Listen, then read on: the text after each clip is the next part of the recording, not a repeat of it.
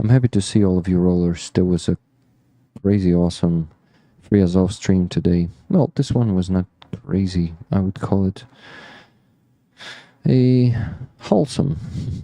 Yeah, there was nothing crazy there. It was mostly good people with good stories.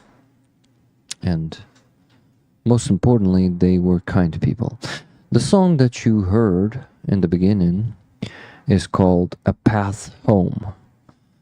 And it is about looking for a way to get back home. For Jamala, it is the occupied Crimea, so this song is kind of sad, but not like a cry sad, but like, I don't know, maybe hopeful sad, because a path back home will happen someday, you know? She will find it, and she will get back home to the occupied Crimea. And I will go back home to currently occupied Makiivka someday. So this song is hopeful.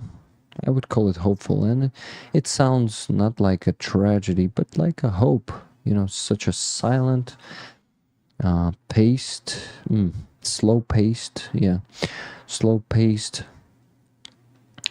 hopeful song.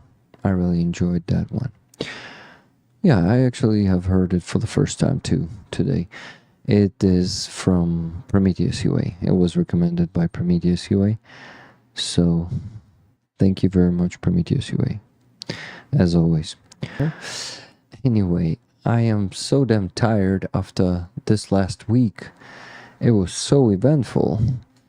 We had a stream on Tuesday, a stream on Wednesday, the handover event of NAFA trucks on Friday. Yesterday, I went to the shooting range for the first time in my life, and I shot M16 brand 2, CZ brand 2. It's a Czech Republic, Česká zbrojová, if I'm not mistaken, it is called. So yeah, the gun from Czech Republic, and also a gun. I will have to ask Robert what gun was that, because he was also there. Oh guys, so many updates on Buy Me a Coffee. I actually need to make a video about it and update everyone, not just those who's visiting these streams or who are visiting these streams, but also people from Jake's community or Starsky's community, because they were directed to that video, the first one that I made.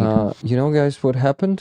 First of all, I think we took a victory. We actually were able to change things, because Buy Me a Coffee first started. They started it with, we are going to end both Pioneer and Wise options for Ukrainians. They then started saying, well, first they said last date for you to withdraw money, Ukrainians, will be 14th of August. So I waited for that day, and then they started messaging people saying that it's 15th of August. So they kind of delayed it for one day. Okay. Then they stated that they will support Wise and turn off only Pioneer, after we started, you know, striking them with a lot of messages and emails, just bombing them, not like striking, but bombing. I think they changed it, and they said, okay, Wise is gonna remain. You're gonna have your option, Ukrainians. And then next thing happened. Let me actually send it to myself. So I enter Buy Me a Coffee yesterday. I mean, I'm logging into it, and there's like in 5 seconds after me getting into it, I hear some sound, like a message is coming in. And I go back to that tab where Buy Me a Coffee is opened, and I see next. Let me see if you see the screen. Yeah, you see it. That's awesome. So let me just make it bigger, because the text is not that big. Even if I extend it, yeah, it's pretty small, so maybe zoom it in. Yes. So some Joseph is messaging me, and Joseph says, "Hi Rick, I wanted to personally reach out regarding some widespread misinformation about Buy Me a Coffee block and payouts. While nothing changed except for our plans to discontinue Payoneer down the road. To clarify, the confusion arose from an innocent communication from one of our community team members who rejoined the team after a break." Nice excuse. I love it. "Rest assured, we are fully committed to supporting our Ukrainian creators. You can continue using Buy Me a Coffee as usual, while we will discontinue Payoneer payouts by November 1st. So, first thing is, it's now November 1st. They extended it for 2 months. 2.5 actually, because 15th of August is the middle of August, and November 1st is, yeah, in 2.5 months. So what's next? He said, "We will continue to offer direct bank deposit as an alternative for our Ukrainian creators. If you have any further questions or need additional information, please don't hesitate to reach out." You cannot see the bottom of the message. It's good that I made a screenshot, because today I logged into Buy Me a Coffee. I just opened my browser, and there was nothing there. This message was gone. And you see, there's kind of a chat appeared in here. I needed to download it, but I was in a hurry, so it just disappeared. Anyway, that's like a chat here, guys. I could have actually sent the message to this Joseph, but I had no time. I needed to rush somewhere. I don't remember where, but it doesn't matter. So I was just making a screenshot of the biggest part of it. I needed to scroll after and make a second screenshot, but I didn't do it. So I can show you who that guy appears to be, and that is a like interesting detail. Let me actually forward a message from Allah, because she received an email. Allah from Saint Petrivci. She received an email that looked like this. "Hi Petrivci, thank you for reaching out and apologies for the delay. We are not discontinuing our service for Ukrainian creators. You can continue using Buy Me a Coffee as usual, and we're communicated to supporting our Ukrainian creators. We're discontinuing support for Payoneer payout by November 1st, but we'll continue to offer direct bank deposit for Ukrainians. We apologize for the confusion. Please let me know if you have any further questions. Many thanks, Joseph, co-founder Buy Me a Coffee." So he is he seems to be, or he at least says that he's a co-founder of Buy Me a Coffee, this Joseph. So he reached out to not just me, I think to all Ukrainians, because Allah got that message, and I got it, and I think some other Ukrainians got it. Yeah, it is really suspicious. Yeah, suspicious, guys. I see your messages. So that dude reached out, and I can actually, yeah, allegedly, he may not be a boss. That's what I thought of. But guys, the problem is that fucking message box, like a chat, disappeared, and I cannot reply to him now. I can try to send him an email, because there's an email address. Yeah, he, instead of messaging Allah on Buy Me a Coffee, he sent her an email. So she can see his email, but it's kind of a strange one. Let me see what do I have here? Okay, Allah. No, it's just Joseph at buymeacoffee.com. So might be another bot. Seems like his email is a bot email. I don't know. Co-founder, really? But why would he say co-founder to us lying with that? I don't think that. I don't know. I just don't know, dude. I'm gonna try to email him. I didn't have time today, too. You know what I was busy with, And I still need to reach out to him and tell him first, I have a few questions. I don't think he's a bot. That's good. I mean, that's good if he's not. Too harsh? Too soon? Okay, guys, I have fantastic news for you. Remember the fundraiser I've been talking about in the video, and before that too, for the car, for the Blackbeard group? That they reported for a car, but they need another one because this one was taken from them. The one that I cannot place into the line because the unit will have to wait for 3 or 4 months at least. You know what?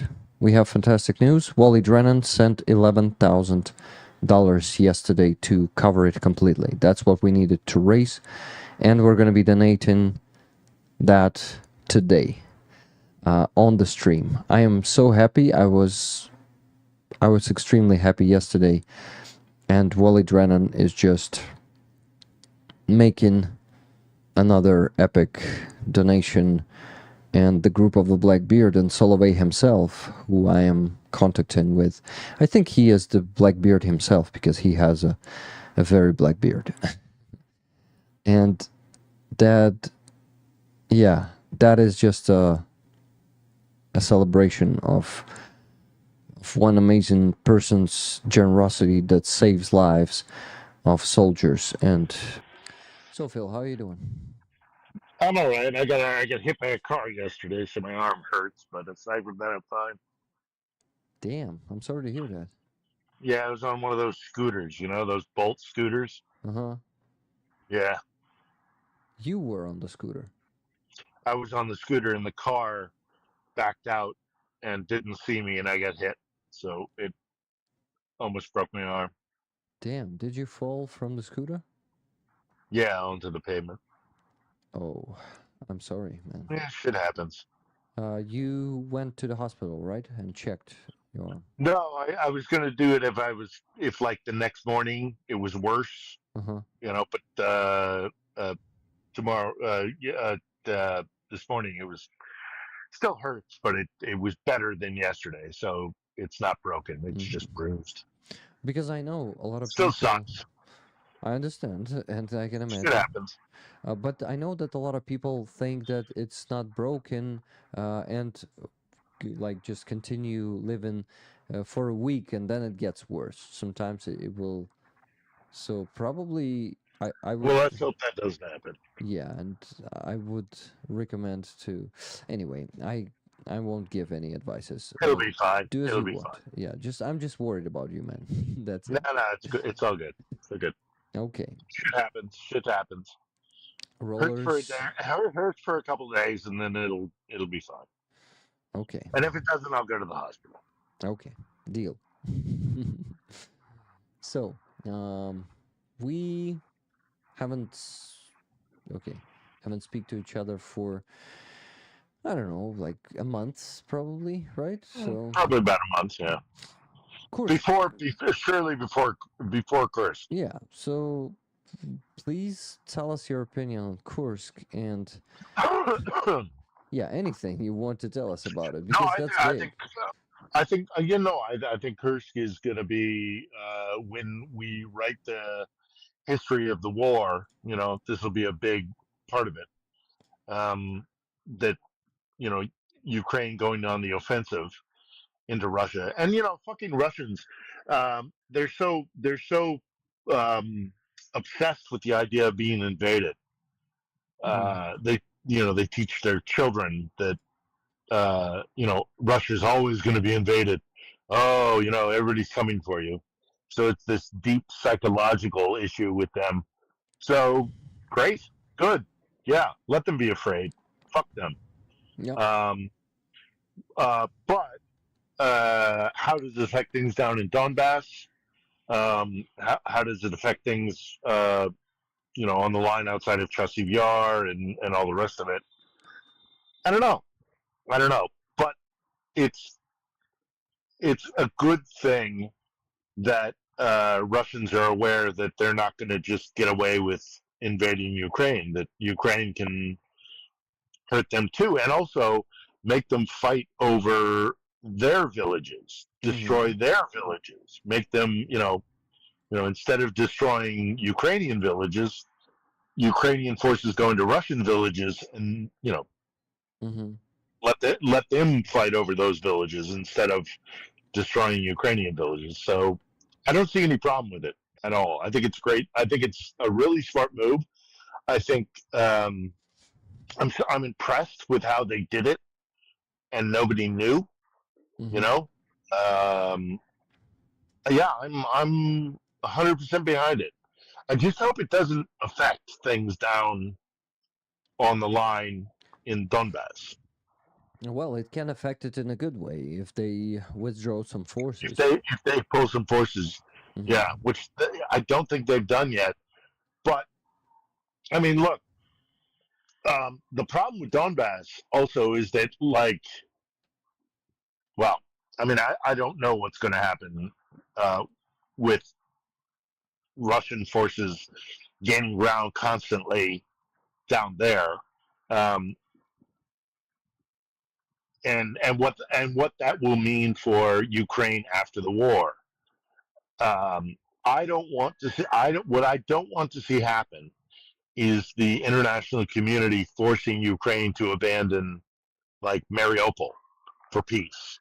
Like, if the international community goes to Ukraine and says, you have to sue for peace and let them have um, Luhansk and Donetsk and Mariupol, I, I can't imagine the international community demanding that Ukraine gives up Zaporizhia or Kherson, because that's stupid.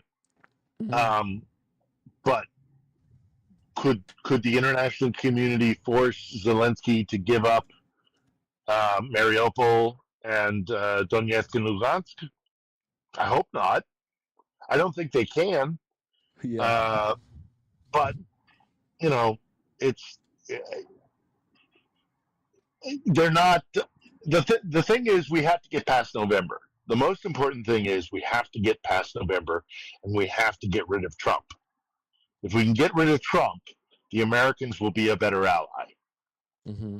Because right now, the problem in the United States is, if Ukraine becomes a much more, everybody's worried about escalation, and I know there's a lot of criticism from the Ukrainian side and from the pro-Ukrainian side about how the West is worried about escalation, and I think it's true. I like, look, there are Ukrainian forces inside of Kursk right now, and that's a red line, and the Russians haven't done shit. Mm-hmm. So, you know, Russian red line is, you know, it can be bullshit. Yeah. Um, but I'm more worried about what happens in the United States if things get more uh, if things get more aggressive, or more people start, not that enough people haven't been dying already, but, like, I don't think people who are concerned about Western support for Ukraine don't take into account the fact that we were attacked too. The United States was attacked by Russia. Trump is a Putin puppet. He was put into power by the Kremlin. And if Trump gets back into power because people in America are scared of the Third World War, then a second Trump administration will be worse for everybody, Americans and Ukrainians. And so I'm worried about the Americans going to the ballot box and voting if things get really crazy in Ukraine. And not that it hasn't been crazy at all, but I mean, Mhm. like I, I don't. I think the criticism of I am critical of Jake Sullivan. I am critical of um, American fear of escalation. Mhm. But at the same time, I also recognize that if the escalation, if there is an escalation, and the Americans get scared and just say we got to shut down the war no matter what, give Russia whatever it wants, just let's stop the war. Let's stop the war because we're terrified of a nuclear exchange or the Third World War or whatever it is the Americans are going to be scared of. If Mhm. we don't, if the Russians use that to get Trump back in power, another 4 years of Trump will be the worst thing that could happen for Ukraine. But it's true. It's America has been a very good ally to Ukraine. It has, even Mhm. with all the fuck ups, even with all the limitations on what it's saying, where you can shoot, where you can what you can hit, how you can use F-16s, how you can use this, how you can use that. I'm critical of that too. Mhm. But we got to get rid of Trump. We have to get rid of Trump. And for both America and Ukraine, until that happens, we can't be the ally to Ukraine that I think both Ukraine and America wants us to be. That's basically that's the only limitation we ask to lift right now is the one to strike Russian territory 300 plus ideally kilometers Yeah. or at least 300 kilometers deep with atoms, um, and also maybe no glide bombs are too short distance. We're already using it in Kursk Oblast, by the way. Uh, anyway, so you No, think? I'd like to see the ATACMS be used, and I'd like to see the ability to attack where it is what is it the Su-35s or the Mm, Su-24s that launch the glide bombs.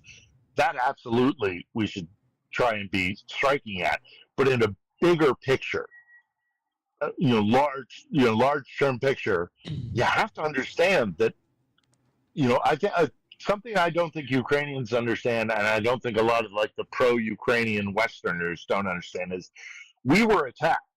America was attacked. Um, Trump is a weapon. He is a weapon of the Kremlin. He is a compromised. Um, uh, he's a what's called a Manchurian candidate. He will do what Putin tells him to do. If he gets back into the White House, then that's going to be worse. It'll be a lot worse. So we all of us have to recognize the first thing we have to do is get rid of Trump, and then we can get rid of Putin.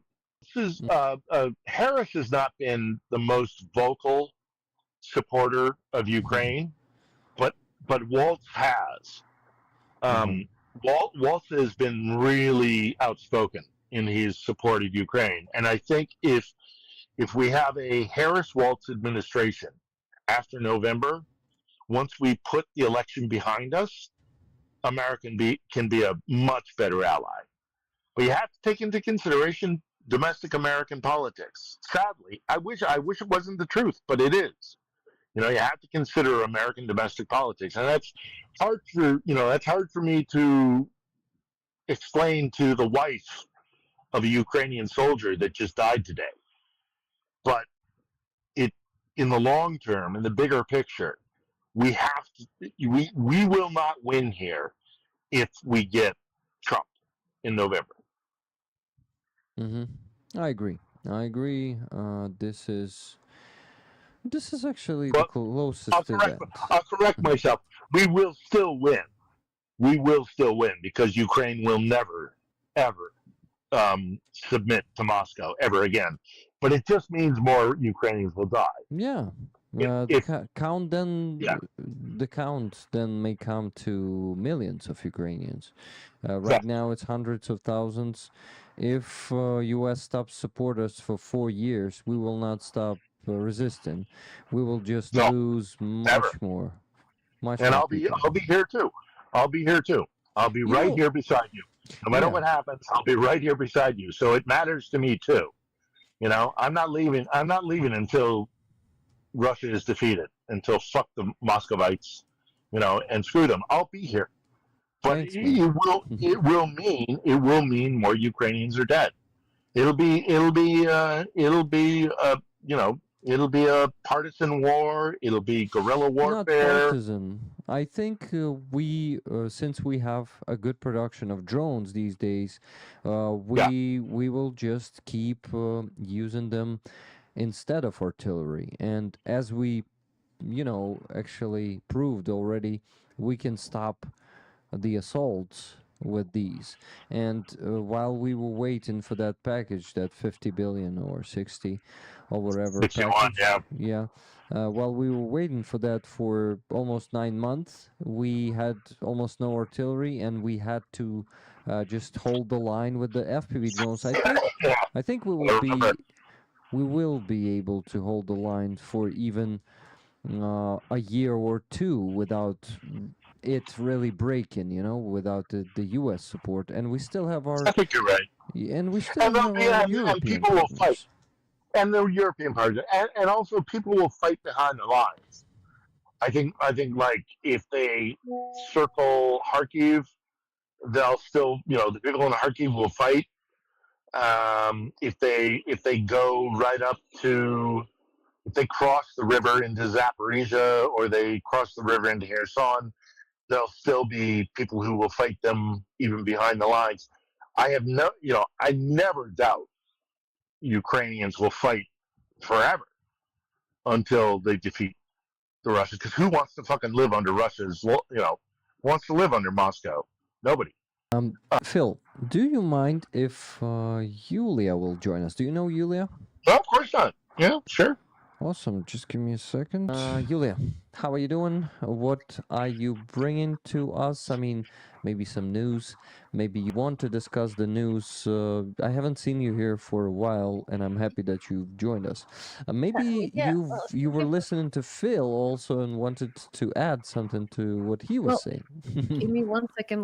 I think this is better. So, I I was listening to talking about Trump, and I completely agree with Phil. But I'm also very happy that Kamala seems to be the newest internet phenomenon, and maybe she will make Gen Z voters vote.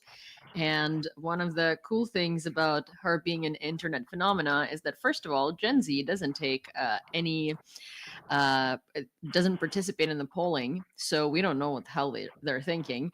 But it seems like what they do participate on is TikTok and Instagram and all of that, and they seem to be very, very much behind Kamala. Also, fun fact: so 20 million boomers died since the last election, and 40 million Gen Zs became eligible to vote since the last election. So that's some Mm-hmm. encouraging statistic over there that makes me very happy, because personally, it's like if I if Trump wins, I'm never going back to the United States. Yeah, yeah, me too. I and also if Trump wins, I mean, like there's this conversation about like, oh, Trump, he's not that bad. No, no, Is really that he bad? he's really that bad, and he he's Putin owns him. Putin, he belongs to Putin. Yeah, exactly. I mean, like he's from that entire circle of like Orban, right? I like to give this example as in like if you look at Yanukovych, former president of Ukraine, if you look at Orban, and if you look at Trump, it's basically the same type of people. Hmm. And Mm-hmm. it seems like, when Putin chooses these sort of like Putin stands and shills in different countries, they're all the same. They're like these loud, kind of like really like crude people that don't necessarily have any qualifications to run a country, but have the qualifications of like establishing a cult. and being a fascist leader, and they're all the same. Like they're just loud and rude and like And and they speak to this like ancient kind of mentality of like men, big strong men are gonna, yeah. and we're done with that. We Yeah. should be putting that behind us. I And I mean, think these guys are a reaction to that. Whether it's Orban, yeah, it's the masculinity, it's the fear of the foreigner, the toxic masculinity. Yeah, it's sort of like toxic masculinity. It's all connected. And whether it's Orban or Trump, you're right. And Putin. You know, yeah. Well, I mean, what they do is sort of like, right, all of us have like shitty thoughts, right, in our head. We think something shitty, and if we're normal people, we're like, wait a second, I shouldn't be thinking that way. That's really bad, right? Like this is something that I need to work through. Some people are shitty people and they're thinking these bad things and they're like, well, the society doesn't let me like say this because, woke liberals or like whatever. And they're like being awful. And Trump encourages them to be awful. And he's like letting them put out these thoughts into the world. And he's like letting them be shitty people and not work on themselves. And in fact, he's like, no, that's like what you should be. And so that's kind of what they're falling for, right? He enables all of these like horrendous things that are within probably all of us, but it's just most of us are like, yeah, this is not good. And this is not something that we should be, putting out there into the universe. But I'm very scared for women and I'm very scared for minorities in the United States if Trump wins, because at this point, these like abortion laws, I see so many stories of regular women who have like almost died because like and went into sepsis because they had to like give birth to a stillborn or things like that because if they're not giving birth, it's considered an abortion, and it's a late term abortion. And his like all of these laws are like coming to fruition. We're not hearing about them nearly enough, and I think that's on purpose because there's so many people suffering from these changes already. And I would not want to be a woman in the United States, and I'm a woman, so yeah, yeah, and internationally, as far as we're concerned here in Ukraine, he'll let Putin do whatever he Oh wants. yeah. I mean, he says, I can finish the war in a day, and well, what that means is Putin gets whatever he wants. Yeah, well, he would just force Ukraine into surrender. If he wasn't able to force Ukraine into Well, surrender, he he would tried. just cut off. Well, he would cut off our weapon supplies. That's the thing. He probably wouldn't be able to force Ukraine into surrender in terms of in terms of us actually adhering to that. But he would definitely just cut off the weapons and wait for us to not be able to fight any longer, right? Mm-hmm. So that's something he would do. I just wanted to ask you, Yulia, how groundbreaking and actually maybe even history changing the Kursk operation is, considering that Russian territory was not ever invaded since 1941. Yeah, I mean, it is very groundbreaking. I am, so I'm very happy with this development, especially I keep like watching videos, and it's funny because most of the elderly people in these territories speak Ukrainian. Mm-hmm. And I don't know if you've seen those videos because they basically say, like, oh, when we go to the rest of Russia, they call us chachols, which is a Wow. slur for Ukrainians. And and there was like a video that they did in Russia years ago. It was like on a huge channel, basically talking about all the dialects of the Russian language in different oblasts. And they went to Kursk and basically said that these people speak this weird dialect that They that is called like it much Balachka? much I don't even know what they called it, but Yeah. they were like, oh, this is like a weird dialect of Russian, probably the most weird one out of all of them, and because it's just very different from regular Russian. And I'm like, these people are speaking Ukrainian, and I mean, like, they're not even speaking like Surzhyk, they're speaking literal Ukrainian. Like, their Ukrainian is cleaner than my Ukrainian. This is not Russian. Yeah, The it's reason right. why it's so different from the rest of Russian is because it's Ukrainian. But yeah, and it's like nice to see that like our military is treating everyone really well, and like these elderly people seem to be kind of happy to see them, which is Yeah, surreal too. and But the only videos I see, they're making a lot of the Russians and the pro-Russian, botniks are making all this argument about like, oh look, they're looting supermarkets, no, they're not. and I'm like, well, okay, they're grabbing food and like you know they're foraging. They're that's food Yeah. and sustenance. Whereas when we saw Russian troops inside Ukraine, they were stealing, washing machines, Yeah. and But you also, don't Ukrainian need to. military. Yeah, the Ukrainian military is the things that they're taking, and hopefully they are leaving, some sort of notice about like we owe you this, but realistically they're probably not.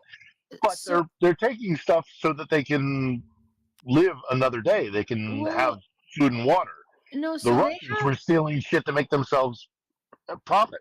So there is enough of a supply line actually for Ukrainian troops right now because like even journalists can enter Kursk. Like Yeah, they take this stuff and bring it to the elderly, like genuinely.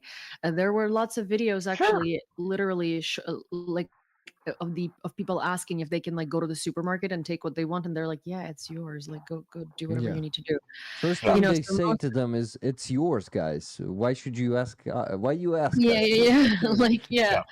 It's a very interesting thing because I mean like their mentality is very different, right? Because nothing is theirs. Everything belongs to, the king and stuff. King being Putin. But yeah, most of the times that they're looting the stores, they're not even looting for themselves because like like to be fair, I don't even think they trust Russian food. Like the things that we've seen from like Russian supermarkets, it's a lot of expired stuff and like I don't know. I don't think our military Well, journalists. even if they were, I'm not going to hate on those guys. Yeah, I wouldn't You either. I know, mean, like it's they're normal, taking Coke. They're taking bottles of Coke.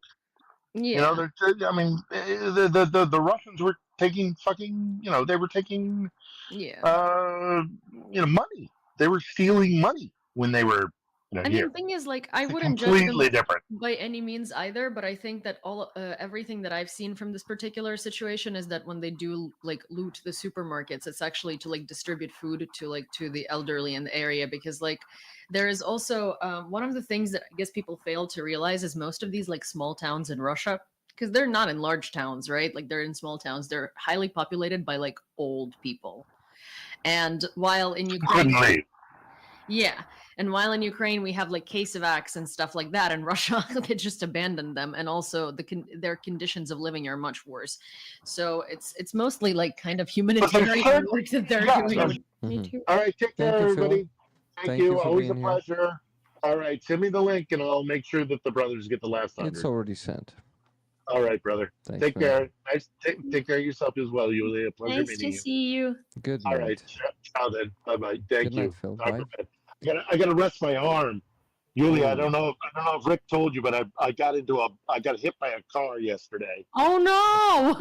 You're Yeah. like you said it in such a by the way manner. You're like, I don't know if Rick told you I got hit by a car yesterday. I'm so sorry to hear that. Oh my god, go Yeah, it was rest right your arm outside, and heal. right out of a Botska, Botska bar right on Fishachik. I was coming around on a scooter, Oh, and a oh car was no. backing out, and I didn't see a car, and boom. Oh, I'm so So sorry. Go rest up I have your to, arm. I'm gonna go rest my arm, but And I go promise to I'll the send the last doctor 100. if it keeps hurting, okay? Yes, sir. All right, absolutely. Thank All you. right, take care, everybody. Take Hello, care. Ukrainian. All right, bye bye. Bye bye, my friend. So, the book. Yes. One sec. So the book is called Cry Ones. It's Cry Ones. It's a play on words. So it's supposed to be like Cry Ones or crayons, right? And the book is a collection of stories from children whose childhood is destined to pass during a war unleashed by Russia against Ukraine. This book is a documentary exposition of the war crimes and horrors experienced by Ukrainian children, substituting transcripts with diaries and photographs of the events with drawings. So basically, there's this center, and the center is called Gen Ukrainian, and it's like a recovery center for children with PTSD and stuff like that. And they compiled stories of a lot of Ukrainian children, and they took their drawings and they like took some mementos and stuff. And it's a beautiful book because it's not just like, first of all, it's both in Ukrainian and English at the same time. So it's like the book basically, I'm going to read you one of the stories if you of course want, and I also want to gift you this book because a friend of mine translated it into English, so I can gift you a copy if you would like one. But so this is kind of how it looks, right? So you open each chapter, and each chapter is a different child, and there's their drawings. So this one is from this girl. This is her. And there are many more like sort of pictures and drawings and things that are like important to the story, but I want to do it in a chronological order, the way that you would experience it had you been reading the book. So you saw her picture. She is about 11 years old. So here's her story. Mariupol is a very pretty city, and I loved that it was right next to the sea. My family and I vacationed at the beach every summer. We had a great life before the war. My papa worked at the city's main factory for many years, but 2 years ago he joined the territorial defense, earning the position of captain of the entire Donetsk Oblast. Everything was just perfect until that day when it all began. When the war started, my papa went right away to protect our city. But before he left, he told us we had to listen to mom and that we were a family. At the time, I wasn't sure why he said that. My papa put himself in danger to protect all of us. He always stood by me, especially in sports. Oh, yeah, I'm a gymnast, by the way. I'm in the second category for adults. My papa called me his little spring, spring meaning jump spring. I could tell he was so proud that I was his daughter. He always called me that. It hurts so much that no one will ever call me that again, but I will always be his little girl. We lived between two huge factories, Azovstal and Ilich. When Azovstal was under attack, we saw the missiles whistling over. Missiles that would break up into many smaller missiles while flying to the target. I remember thinking how this would be the Mariupol in which I now have to live, and I couldn't bear this thought. My mom was so scared that I would be shot at while walking on the streets. After all, Russian snipers shot at people without thinking twice. They didn't care who they hurt. Dead bodies of uncles and aunts were laying wrapped up in carpets on the streets.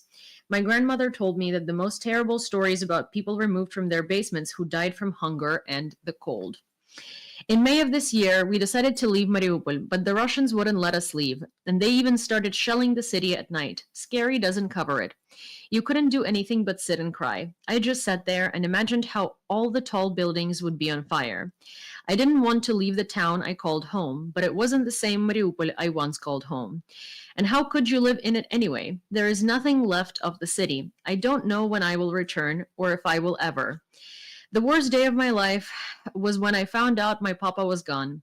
It was just another regular Tuesday. Mom's phone rang. It was the police. Even now, I still can't quite believe my papa is dead. I hoped he was still alive, or maybe he had been captured. He had been, but his body was the only thing left. We buried our dad at the Barkovetsky cemetery in Kyiv. My mom was told funerals are not a place for kids, but my brother and I decided we just had to be there. We really wanted to say goodbye to dad. My papa is a protector, and I hope he's looking down on me and will be proud of me. On New Year's Day 2023, St. Nicholas brought me a gift, a ring. Inside are written words from my papa, Little Spring. I was so grateful, as if it were my papa who gave me this ring. I never take it off. It makes me feel like he's still here with me, watching over me. So these are pictures of her with her dad on the beach. It's hard to see here, but it sort of like follows the story, right? And these are her pictures of gymnastics. So she's a gymnast, as she was saying. Oh, sorry.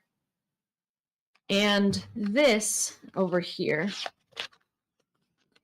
is a photo of the ring. Her dad called her, I would say, human jump spring because it's Людина пружина.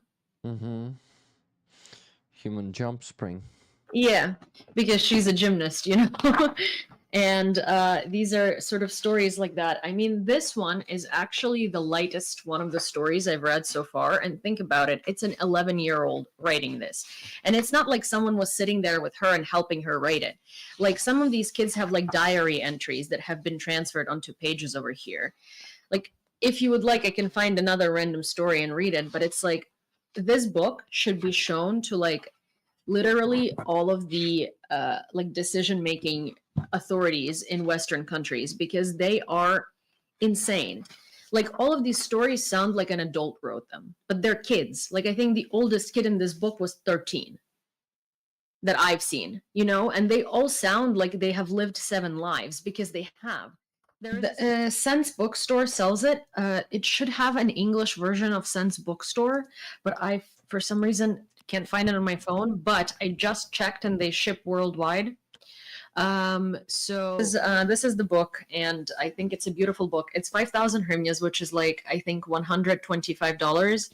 Yeah. But like it is, you know, it's a huge book. It's very well made. Like I think this is incredibly worth it, and it's a very sad book, but it's also I think one of the absolutely most like I don't know, most descriptive of the war book that I've ever seen in my life, probably, because, you know, I've read so much about the war and things rarely make me cry anymore. And I was like bawling. But it's also, I think these are kids. Like Yeah. these are 10-year-olds writing this. These are destroyed lives of kids Yeah. who won't ever be the same because of Russians. Guys, I've sent the link. Yulia, thank you for joining us today. I really hope we are. I don't hope. I know that we're gonna get to our goals, and maybe even people will let me go to sleep earlier today. You guys, please, for the sake of Rick's sleep, please donate if you can. Yeah, I got, by the way, also 2 donations, plus 2 donations, but I'm gonna mention them after you go to sleep. Good night. Good night. Bye, guys. So good to see you. And bye, Rick. Bye, I hope I Yulia. see you in IRL sometime soon. Yeah, we need to meet because it was like June when we planned to do the stream from your place, and after that we didn't Yeah. see each other. Things just kind of okay. I'm gonna go. Then I'm gonna message you tomorrow, and we're gonna plan something. Both of us are really bad at planning and messaging, so Yeah, let's do it. Good night. bye. Good night, Yulia. Today I also worked on this today, guys, before the Free Azov stream. I put the new items there. So we have the bits 2 already. Silver Earth bid $150 for the tapestry. This is basically a starting price. So guys, we are hoping to get above this because by we I mean me and LJ Boone, because LJ Boone is a creator of this beautiful tapestry with the beads or seeds. You call them seeds, right? Bead seeds. So we've given a name to her sister. It was actually Lena's idea. Lena from Crimea. She was here on Wednesday on the stream. Hey, Terence Salve, how you doing? Georgia? State of Georgia. That's cool, Baltazar. Awesome. So, guys, Lena has given her this name, and let's actually read the description. Sister Tapestry by L.J. Boone. The beauty, courage, hope, and history all within her, and eyes look into the future. She knows her destiny and is ready to take it. This tapestry was made with seeds beads size 11, 170 columns, 180 rows. Wow, if we multiply that, we will get 30,600 seed beads. Oh my fucking god. Can you imagine, guys, how much work it took to make this one? 30,600 seeds. Seed beads. My head will explode. Just give me a second. I need to fight it. It won't. But it started hurting now. It is beautiful, guys. So we've checked, LJ Boone actually checked the prices for these, and people pay, some of them are like a few thousands of dollars for this size, and the least we've seen, if I'm not mistaken, was $550. So there's a lot of work. That's a beautiful handmade stuff. The second lot is from Lena from Crimea. I've seen 1,200 at Pow Wows. Wow, that's crazy. So this is a book by a Kremli, the Crimean Tatar, Bakir Ablayev, Moments of Happy Childhood. This is a book. Well, actually, let's read the description from Lena herself. I asked her to write the description. Thus is a book written by a friend of mine, Bekir Ablayev. So they are actually friends. He is a researcher of Crimean Tatar history and a part of Crimean family, Kerim Ailesi organization. Ailesi. It contains stories written by the author during the last decade. Some of them describe young man's emotions and reflections in the period of his formation and maturation, while others rethink plots and motives of traditional Crimean Tatar culture. They are united by the author's love to native Crimea, interest in the history of his native people, and respect to their ideological and moral virtues. All money will go to Lena's fundraiser to organize a festival of Crimean Tatar literature. And the third lot is ugly as it's a trophy enemy patch. Strength in truth, Sila v Pravde, an ugly, shitty Russian patch, but some people like trophy patches. So maybe. So why did I call it semi-ugly, semi-pun? Because they say that the strength is in truth, meaning that they are strong because the truth is on their side. But those fuckers don't even realize, or some of them do, and they're just cynical, that the truth is actually not on their side. Lies is what on their side. Love you all. Thank you, rollers. Thank you, moderators. You're doing a great job. Love you all, guys. Hugs to you from Ukraine. Thank you for standing with us. I'm sure that with the support like yours, we're gonna win this war. Keith Kane, Rick, thank you for a great stream from Azov and getting to meet awesome and lovely rollers.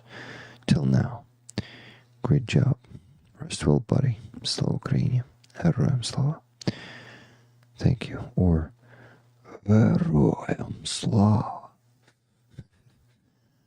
Okay, that's it, guys. I need to finish the stream. And wish good night to you all. Be safe. Be rested and live long, prosper, and donate. Thank you for watching, guys. Please like this video, leave any comment under it, and subscribe to my channel if you haven't yet. You can also check the previous part here, and you can become a member on my base here, or Donatello here. Both of them are Ukrainian analogs of Patreon and Buy Me a Coffee. Thank you, and live long and prosper.